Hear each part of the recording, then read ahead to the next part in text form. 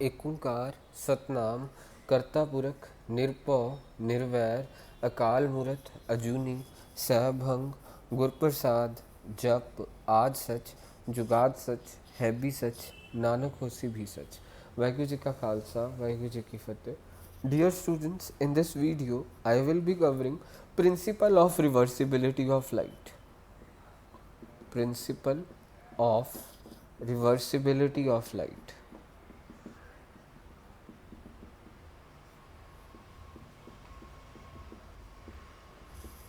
अब सपोज ये मीडियम 1 है,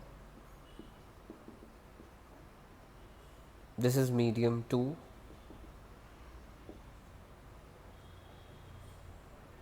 अब लाइट मीडियम 1 से आ रही है, मीडियम 2 में जा रही है। मीडियम 2 सपोज ये हमारा कौन सा मीडियम है, इट्स रेयरर मीडियम, और ये वाला मीडियम 1 रेयरर है। रेयरर मीन्स हल्का, मीडियम 2 डेंसर है, डेंसर मीन्स भारी। 1 से 2 की तरफ जा रही है, हल्के से भारी, it bends towards the normal. ये तो रूल मैं तुम लोगों को सभी को करवा चुका हूँ। अब हमने प्रिंसिपल ऑफ रिवर्सिबिलिटी में करना क्या है, पहले हमने सोचना है ये लाइट इस मीडियम से इस मीडियम में आ रही है, फिर अगर इस मीडियम से इस मीडियम में चले जाए तो वो प्रिंसिपल क्या लगेगा, ज़रा ध्यान से देखना।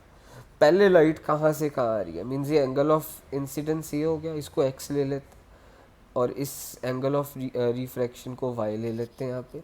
जब लाइट मीडियम 1 से 2 में आ रही है तो हम किसको कैसे लिखेंगे, medium 1 with respect, means medium यहाँ पे refractive index of medium 2 with respect to medium 1। इसका मतलब क्या होता है, लाइट मीडियम 1 से कहाँ पे जा रही है, मीडियम 2 में, मीन्स लाइट मीडियम 1 से 2 में जा रही है, 1 से 2, और इसको रीड कैसे लिख करते हैं, refractive index of medium 2 with respect to medium 1।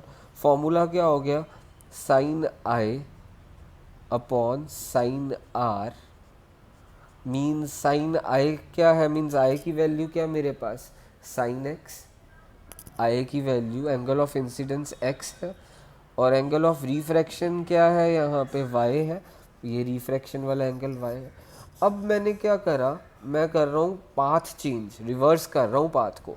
Means अब लाइट सपोज पहले टॉर्च कहाँ पे पड़ी थी, पहले टॉर्च पड़ी थी यहाँ पे, अब मैंने क्या करा, टॉर्च को यहाँ से उठा के यहाँ पे रख दिया।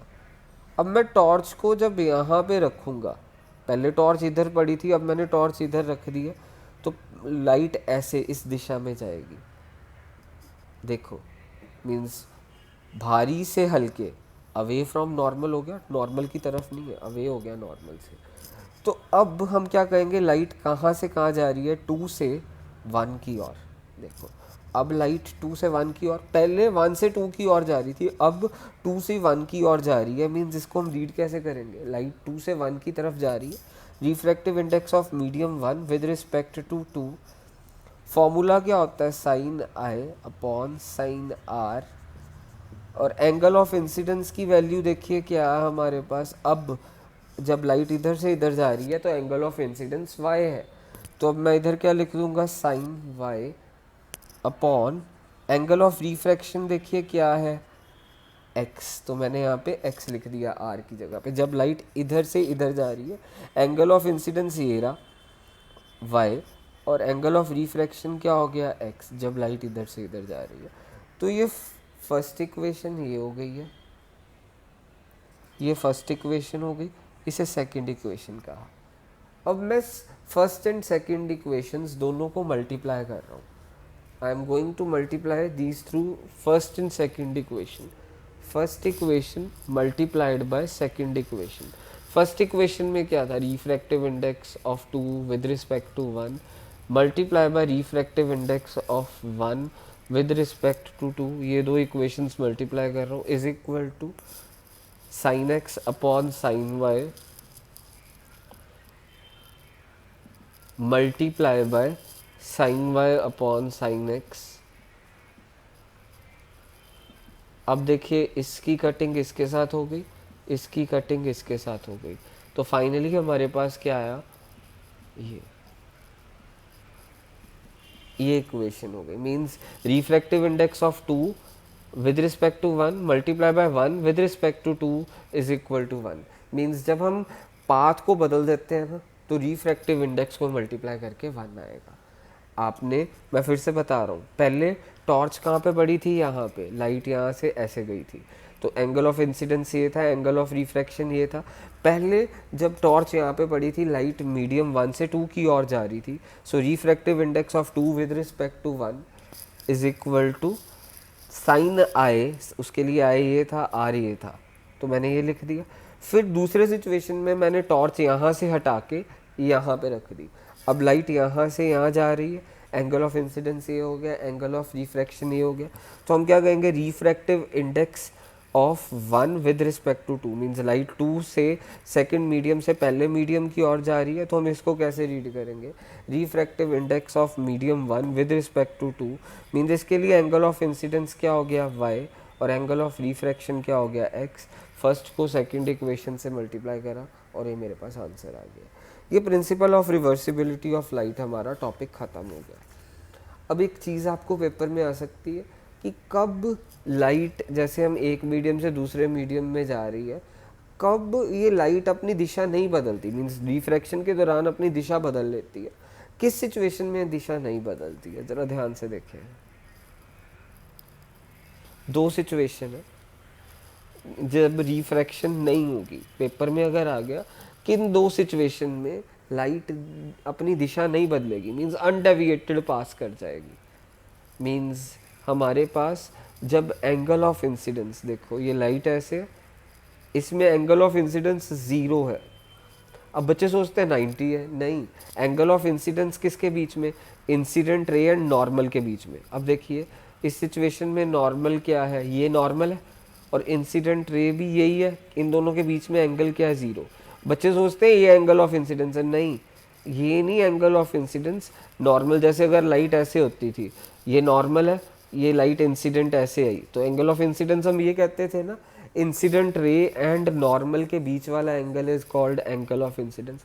अब यानी इस सिचुएशन में क्या होगा, यहाँ पे मेरा मीडियम 1 है, ये मीडियम 2 है, मीडियम 1 से 2 की ओर लाइट जा रही है। जब मीडियम 1 से 2 की ओर, और एंगल ऑफ इंसिडेंस देखो 0 है, कैसे, मीन्स ये नॉर्मल है, ये इंसिडेंट रे है, नॉर्मल और इंसिडेंट रे के बीच में इस तरफ एंगल क्या है, इस सिचुएशन में 0, एंगल ऑफ इंसिडेंस 0, तब रे ऑफ लाइट बिना अपनी दिशा बदले दूसरे मीडियम की सिचुएशन पे चले जाएगी। तो ये अलग अलग मीडियम थे, मीडियम 1, मीडियम 2, ठीक है। अब अगली सिचुएशन, अब किस सिचुएशन में कि लाइट आए और रिफ्रैक्ट, अब ये तो हो गया कि बिना डेविएशन के पास कर गई। अब एक क्वेश्चन ये भी आ सकता है कि किस सिचुएशन में, दो अलग मीडियम है बट रिफ्रैक्शन हो ही ना, कौन सी सिचुएशन है वो भी करनी। यहाँ पे रिफ्रैक्शन हो रही है बट क्या है कि वो लाइट अनडेविएटेड पास कर गई है क्योंकि एंगल ऑफ इंसिडेंस 0 था। मीन्स एक मीडियम से दूसरे मीडियम में जा रही है, रिफ्रैक्शन हो रही है बट अनडेविएटेड पास कर रही है क्योंकि एंगल ऑफ इंसिडेंस 0 था। अब कौन सा सिचुएशन है जब लाइट एक मीडियम से दूसरे मीडियम की ओर जाएगी नहीं, वो सिचुएशन को ध्यान से, दैट्स वेरी इंपॉर्टेंट टॉपिक, वो सिचुएशन को ध्यान से समझिएगा। अब हमारे पास है कौन से सिचुएशन में लाइट एक मीडियम से दूसरे मीडियम की तरफ जाए ही ना, दो अलग अलग मीडियम है पर दूसरे मीडियम की तरफ जाए ही ना। तो उसके लिए आपको एक वर्ड याद रखना पड़ेगा, critical angle. Critical angle water के लिए याद रखें आप, वाटर के लिए क्रिटिकल एंगल की वैल्यू है 49 डिग्री। उसके अलावा ग्लास के लिए क्रिटिकल एंगल की वैल्यू है 42 डिग्री।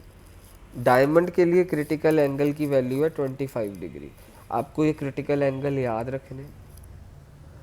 क्रिटिकल एंगल का मतलब क्या है, अब हम सपोज ग्लास की बात करें, ये भी है कि ग्लास से लाइट सपोज आ रही है, मींस ग्लास से लाइट एयर की तरफ जा रही है, ये भी है, ये ग्लास भारी है, कंडीशन है कि क्रिटिकल एंगल वाला कंसेप्ट तभी लगेगा अगर भारी से हल्के की तरफ लाइट जाए।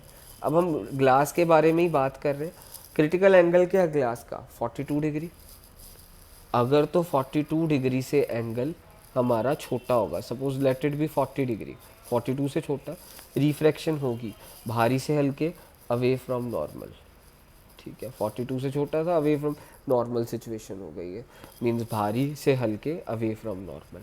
अगर ये क्रिटिकल एंगल ही हो, मीन्स ये क्रिटिकल एंगल क्या, अब क्रिटिकल एंगल की डेफिनेशन अभी आपको पता चल जाएगी। मीन्स लाइट सिचुएशन, वही क्रिटिकल एंगल वाला सिचुएशन यही बोला, भारी से हल्के की तरफ जाएगी, ग्लास डेंसर है, एयर रेयरर है, एयर हल्का है। क्रिटिकल एंगल आपको पता है, ये सिचुएशन कंडीशन याद रखनी पड़ेगी कि क्रिटिकल एंगल वाला कंसेप्ट तभी लग सकता है जब हमारी लाइट भारी से हल्के की तरफ जाए। अभी मैंने आपको क्या याद करने के लिए बोला था कि ग्लास का क्रिटिकल एंगल 42 डिग्री है। जब 42 डिग्री होगा ना, रिफ्रैक्शन तो होगी, पर उस सिचुएशन में एंगल ऑफ रिफ्रैक्शन ये 90 डिग्री का होगा। ये देखिए, ये इंसिडेंट लाइट हो गई, जैसे पिछले में ये इंसिडेंट लाइट थी, ये रिफ्रैक्टेड लाइट थी, ये इंसिडेंट लाइट है, ये रिफ्रैक्टेड लाइट है।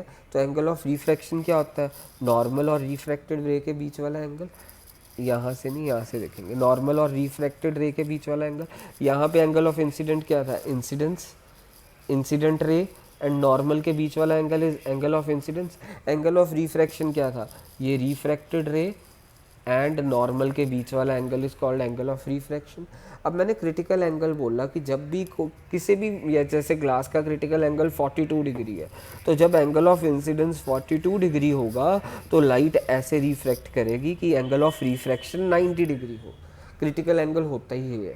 तो क्रिटिकल एंगल की डेफिनेशन ही ये है, when a ray of light passes from denser to rarer medium and the angle of incidence corresponding to which, ये वाला एंगल ऑफ इंसिडेंस जिसके कॉरस्पॉन्डिंग एंगल ऑफ रिफ्रैक्शन 90 है, उस एंगल ऑफ इंसिडेंस को क्रिटिकल एंगल कहते हैं। Angle of incidence जिसके corresponding angle of refraction 90 है, उस एंगल ऑफ इंसिडेंस को क्रिटिकल एंगल, IC, इस angle of incidence means definition क्या होगी, when angle of incidence corresponding to which angle of refraction is 90 degree and it is necessary that light must pass from denser medium to rarer medium। अब तो ये हमने पढ़ लिया कि जब क्रिटिकल एंगल होगा तो हमारे पास क्या होगा, एंगल ऑफ रिफ्रैक्शन 90 होगा। जब क्रिटिकल एंगल से छोटा होगा तो रिफ्रैक्शन नॉर्मली होगी। अब क्रिटिकल एंगल से बड़ा हो जाए, 42 से सपोज 42 क्रिटिकल एंगल है, अब 43 डिग्री पे हो जाए ये सपोज, मीन्स अगर एंगल ऑफ इंसिडेंस 43 है, ग्लास का क्रिटिकल एंगल 42 है, ग्लास है ये, डेंसर है, और नीचे रेयरर मीडियम है, एयर इज रेयरर मीडियम। तो इस सिचुएशन में अब रिफ्रैक्शन होगी नहीं, मीन्स तब क्या हो जाएगी, total internal reflection, means angle of incidence is equal to angle of reflection. Reflection, ये रिफ्लेक्टेड रे हो गई है, रिफ्लेक्शन हो रही है, तो ये रिफ्लेक्टेड रे हो गई है। यहाँ पे ये कौन सी रे थी, रिफ्रैक्टेड रे, रिफ्रैक्टेड रे। ये रे भी कौन सी थी, रिफ्रैक्टेड रे। तो आपका क्वेश्चन क्या था कि किस सिचुएशन पे लाइट एक मीडियम से दूसरे मीडियम पे की तरफ जाएगी नहीं, मीन्स वो सिचुएशन क्या है, जब क्रिटिकल एंगल से बड़ा हो जाए ना एंगल ऑफ इंसिडेंस, तो एक मीडियम से दूसरे मीडियम की तरफ लाइट जा ही नहीं रही है, क्योंकि उस सिचुएशन में टोटल इंटरनल रिफ्लेक्शन हो जाएगी। That's it. उम्मीद करता हूँ आप सभी समझ गए होंगे। नेक्स्ट वीडियो में हम इसी टॉपिक को आगे कंटिन्यू करेंगे।